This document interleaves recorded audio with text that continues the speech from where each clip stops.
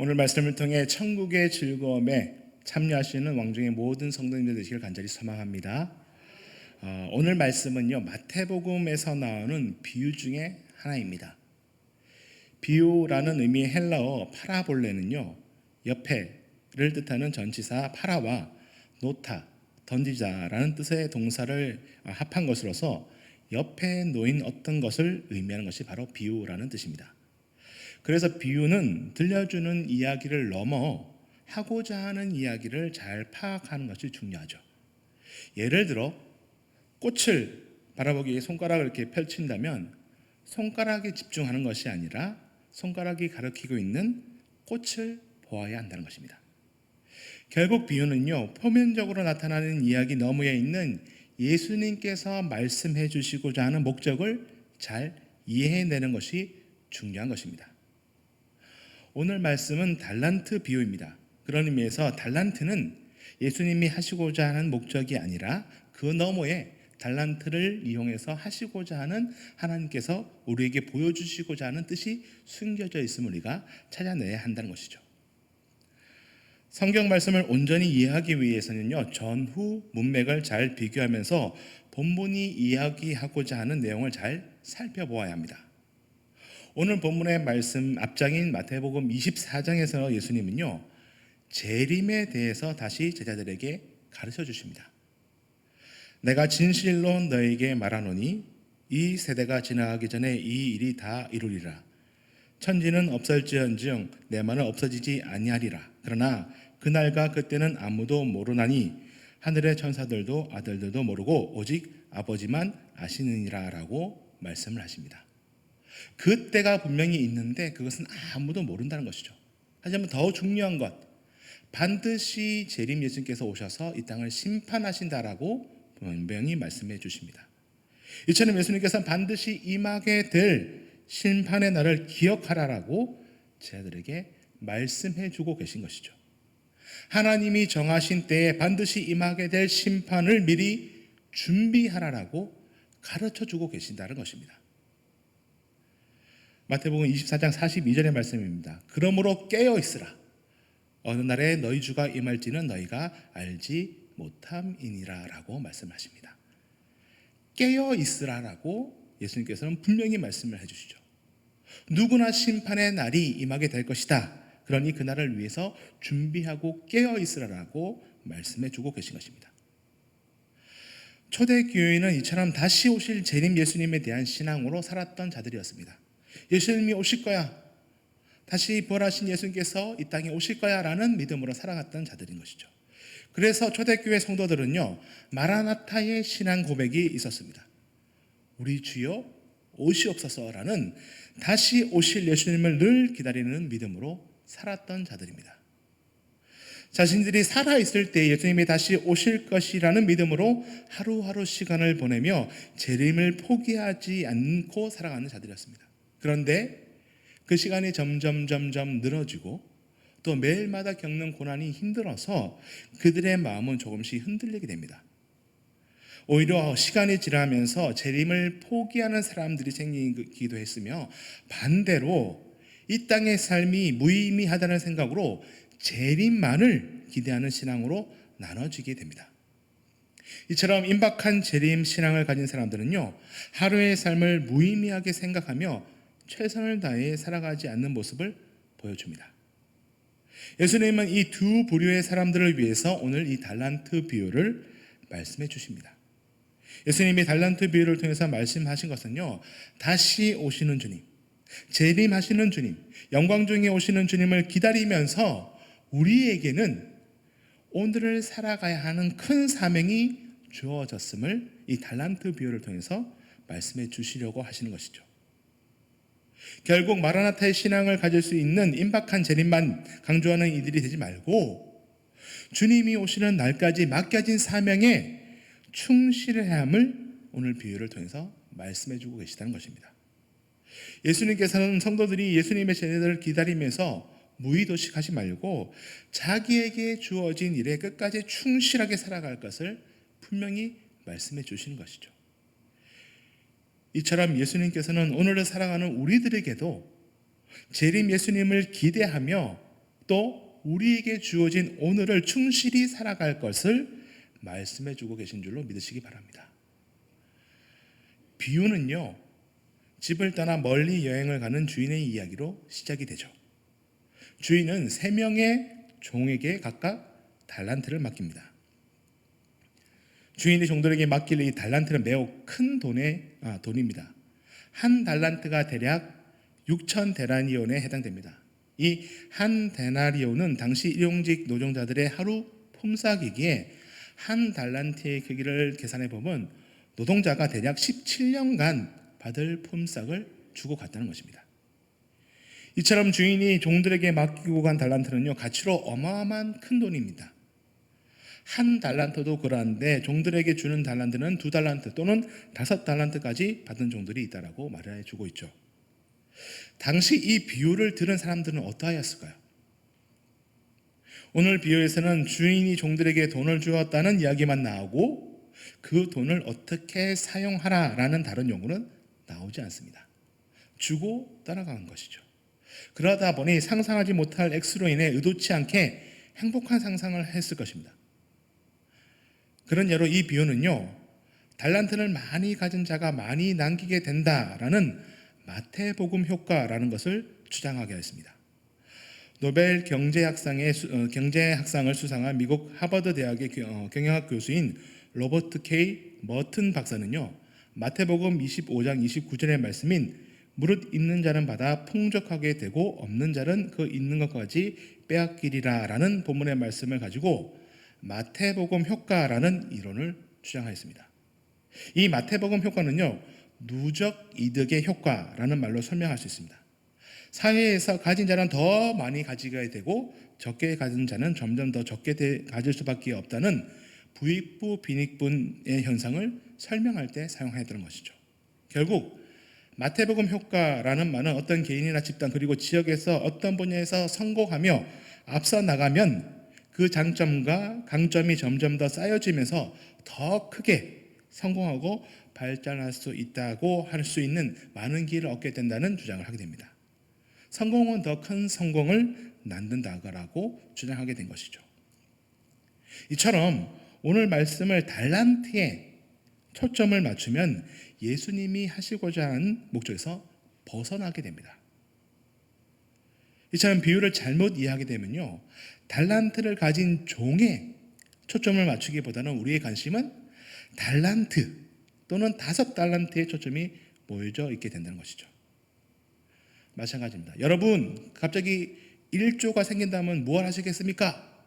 라고 질문한다면 이 질문을 받은 사람은 그 순간 무한한 상상의 날개를 펼치게 될 것입니다.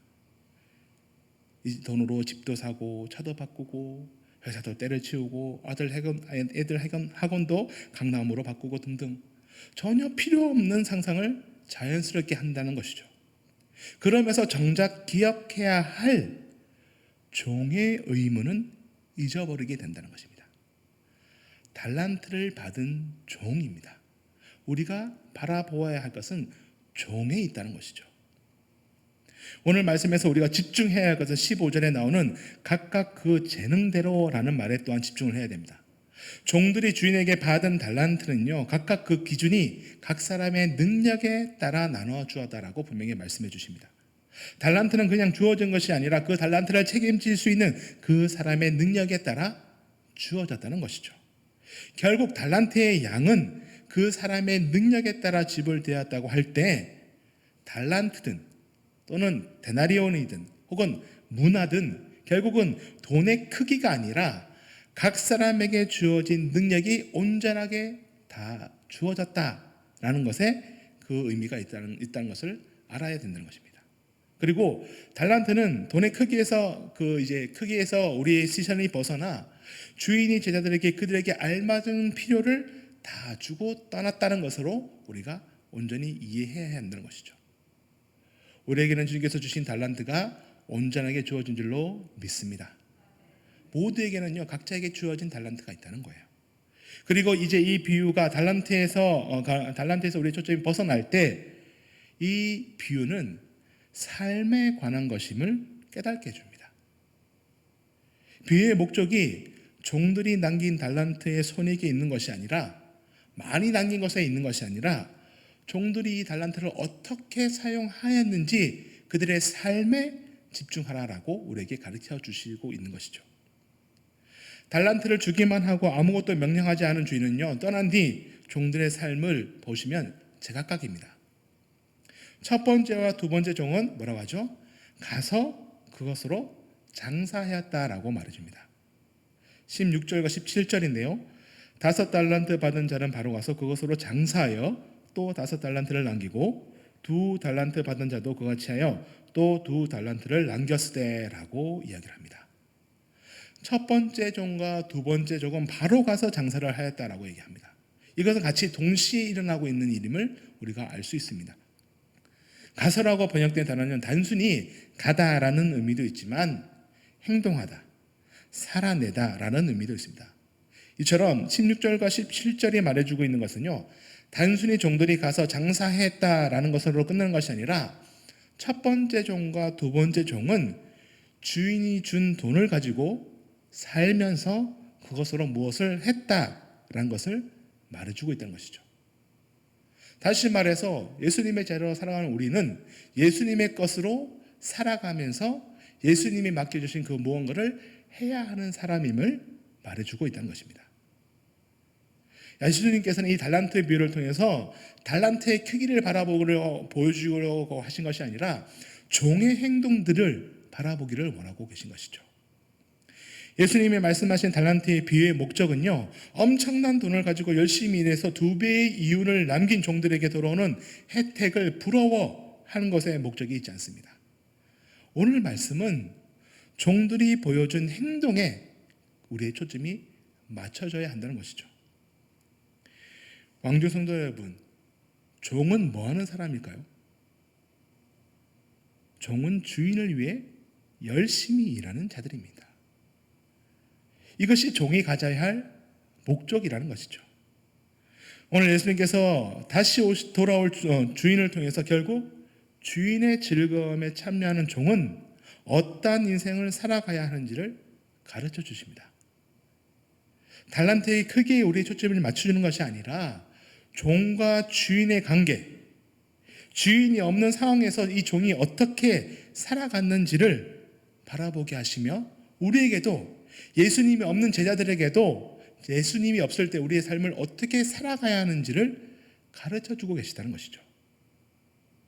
주인에게 달란트를 받은 종은요, 가서 열심히 장사하였다라고 얘기해 줍니다. 이것이 종의 의무이신 것이죠. 주인이 달란트를 주면서 아무런 지시를 내리지 않았지만 종은 자신이 해야 할 일을 실천에 옮깁니다. 주인의 명령에 있어서가 아니라 종으로서 당연히 해야 할 일을 한 것이죠. 오늘 말씀은요, 주인과 종의 관계를 바르게 이해하는 사람이라면 누구나 알 수 있듯이 주인에게 칭찬받는 종이 어떠한 종인지를 분명히 보여주고 있는 것입니다. 이처럼 오늘 말씀을 통해서 예수님이 가르쳐 주시고자 하시는 것은요, 주인과 종의 관계를 이해함으로 맡겨진 것에 최선을 다해 살아가야 함을 가르쳐 주고 계신 것이죠. 그리고 언젠가는 돌아올 주인을 기대하고 기다리는 마음이 있어야 함을 알려주시는 것입니다. 그리고 종들의 삶은 주인이 있든지 없든지 혹은 달란트가 5개를 받았든지 1개를 받았든지 열심히 일하는 종이 주인의 잔치에 참여하는 기쁨을 얻을 수 있음을 분명히 말씀해 주고 계신 것이죠. 예수님의 마음은 거기에 있는 겁니다. 제자들이 내가 없는 이 땅에서도 온전히 하나님의 백성으로 하나님의 청직으로 살아갈 때 주님께서 말씀하셨던 그 하나님의 때에 다시 돌아왔을 때 하나님께 다 칭찬받는 종이 되기를 원하시는 마음으로 오늘 이 달란트 비유를 말씀해 주고 계신 것입니다. 비유의 내용처럼 첫 번째 종과 두 번째 종은요, 주인이 준 달란트로 장사를 합니다. 본문에서 가서 장사하였다라는 말을 통해 종들이 주인을 위해 열심히 살아가고 있음을 예수님께서는 보여주십니다. 다른 말로 하면 이 두 종은요, 주인의 것으로 살아내고 있다라고 말할 수 있을 것 같습니다. 여기서 주인의 것으로 살아간다는 것은요, 주인이 없는 동안에도 주인과의 관계를 온전히 잘 유지하고 있다는 것이죠. 이러한 행동이 주인에게 칭찬받는 중요한 근거임을 분명히 말씀해 주십니다. 이 두 종은 자신들이 주인에게 받은 것으로 주인을 위해 열심히 일합니다. 사실 5달란트와 2달란트는 큰 차이가 나는 금액입니다. 그럼에도 이 두 사람은 가진 것으로 열심히 온전하게 일을 하죠. 더 중요한 것은 주인이 있으나 없으나 자신들이 해야 할 일을 열심히 하였다는 것입니다. 오늘 말씀은 문맥상 예수님이 다시 오실 것임을 가르쳐 주시면서 오늘을 최선을 다해서 살아가야 함을 이 달란트 비유를 통해서 말씀해 주십니다.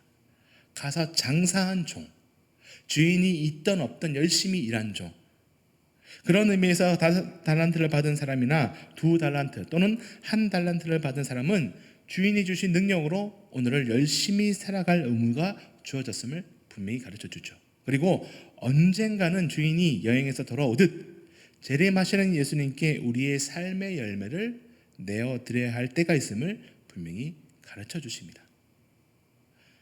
우리도 마찬가지로 우리에게 주신 달란트를 사용해 하나님을 위해 열심히 살아가야 할 의무가 있는 자들입니다. 하나님께서는 우리에게 부족함 없는 능력을 주신 줄로 믿습니다. 그리고 그 능력을 사용해 살아가라라고 우리에게 분명히 가르쳐 주시죠. 우리 각자에게는 하나님의 주신 달란트가 있습니다. 이 달란트를 통해서 열심히 살아갈 이유, 또 우리에게 주신 생명이 있기에, 우리에게 주신 시간이 있기에, 우리에게 주신 사명이 있기에 오늘도 하나님의 영광을 위해 열심히 살아가라라고 우리에게 분명히 말씀해 주고 계신 것이죠. 그런데 오늘 본문에 나오는 세 번째 종의 모습은 좀 다릅니다. 1달란트를 가지고 있던 종은 가서 땅을 팠다라고 말해주죠. 그리고 주인의 돈을 숨겼다라고 말합니다. 그는 1달란트를 가지고 있었지만 나가서 땅에 묻어버립니다. 우리가 잘 알고 있는 또 다른 비유 중에 땅에 숨긴 보화 이야기처럼 세 번째 종은 주인이 준 1달란트를 땅에 숨겨버립니다.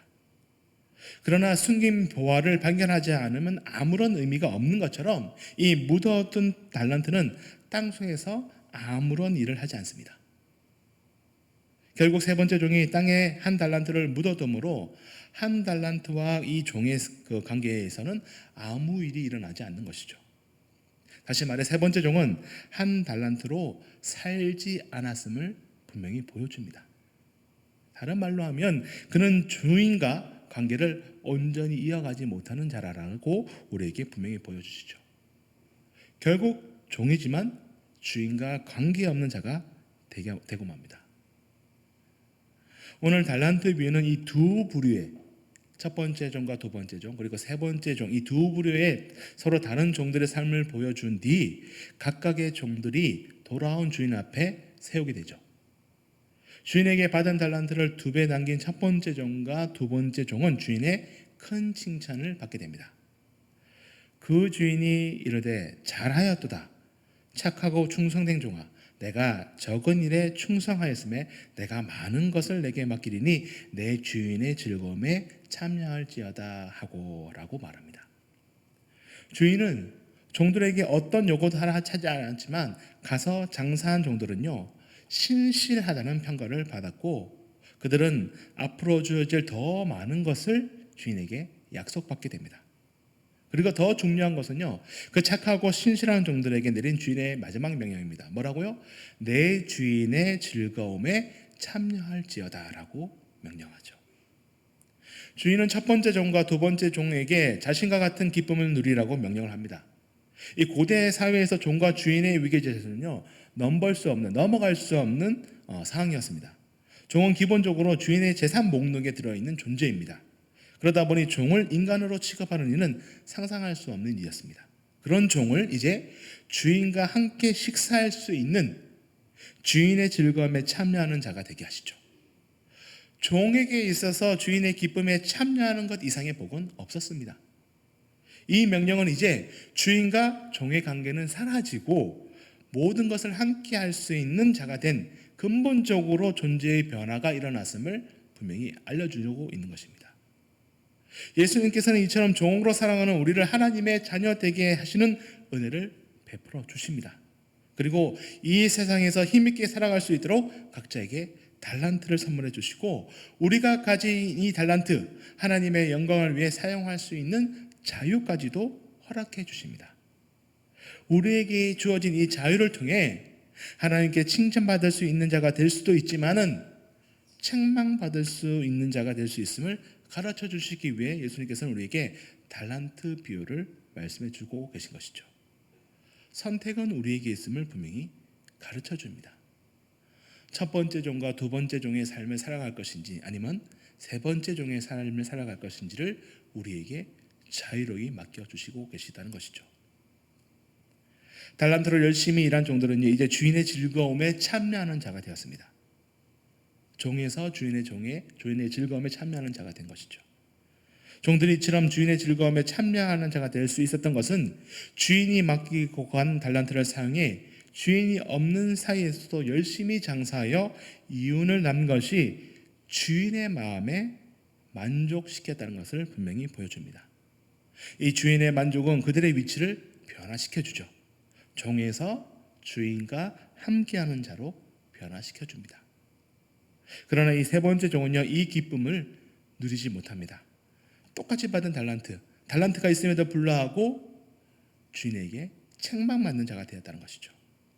주인은 이 세 번째 종에게 달란트를 주었습니다. 그러나 이 종은 가서 땅에 묻어둡니다.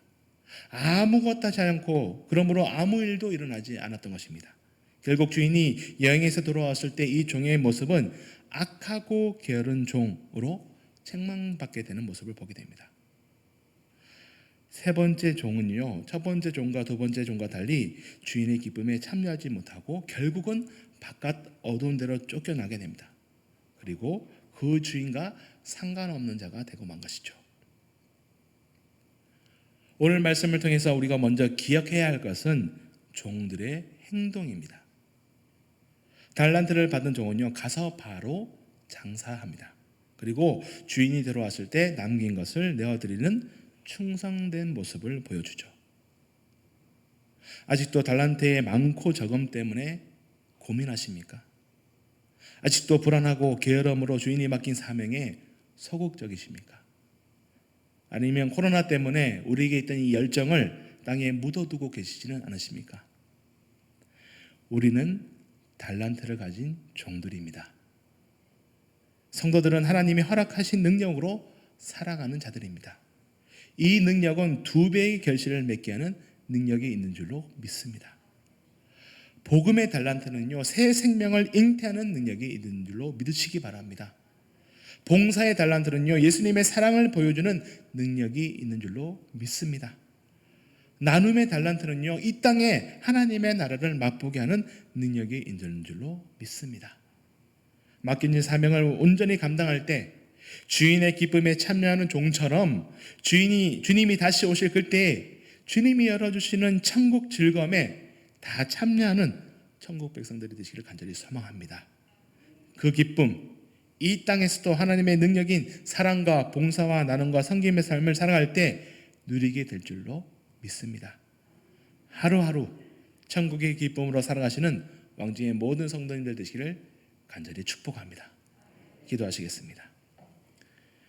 하나님, 우리에게 맡겨주신 달란트, 가서 장사한 첫 번째 종과 두 번째 종들처럼 주님, 우리에게 주신 생명으로, 시간으로, 물질으로, 건강으로 하나님의 일을 위해서 온전히 달려나갈 수 있는 우리 모두가 되게 역사하여 주시옵소서.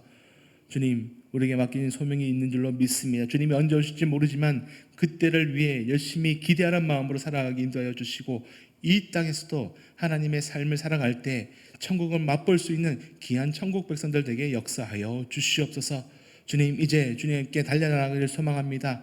묻어주지 않고 뒤로 멈추지 않고 달려나가는 자가 되어 하나님께서 보여주실 또 열어주실 은혜의 삶을 살아가기를 소망하오니, 주님, 왕중의 모든 성도님들이 주님이 말씀하신 맡겨주신 그 달란트를 붙잡고 달려갈 수 있는 자들이 되게 인도하여 주시고, 매일매일의 삶을 통해서 하나님이 기뻐하시는 삶을 살아낼 수 있는 귀한 천국 백성들이 다 되게 역사하여 주시옵소서. 언제나 우리 함께 하시는 예수 그리스도의 이름으로 기도하옵나이다. 아멘.